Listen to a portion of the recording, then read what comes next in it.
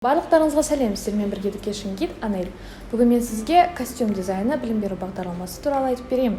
Бұл білім беру бағдарламасы сән дизайн білім беру бағдарламаларының тобы құрамына кіреді. Костюм дизайнері заманауи сән үдерісіне сәйкес келетін киімдерді жобалаумен және жасаумен айналысады.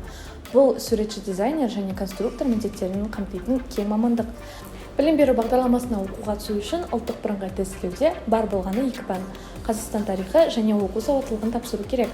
Сурет және сызу бағыттары бойынша 2 шығармашылық емтихан қабылданады. Шығармашылық емтиханға дайындалу үшін талапкерлер инновация және қосымша білім беру институтының дайындық курстарына офлайн және онлайн форматтарында қатыса алады.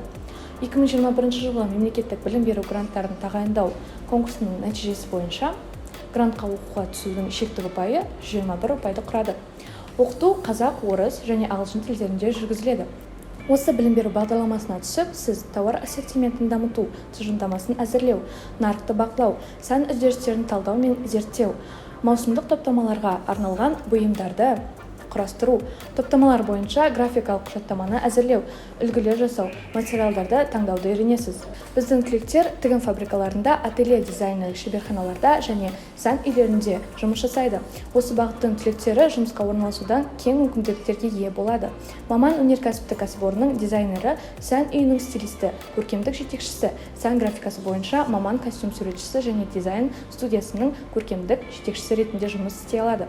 Дизайн бағыты бойынша магистратурада оқуды жалғастыруды мүмкіндігін де жоққа шығармаңыз.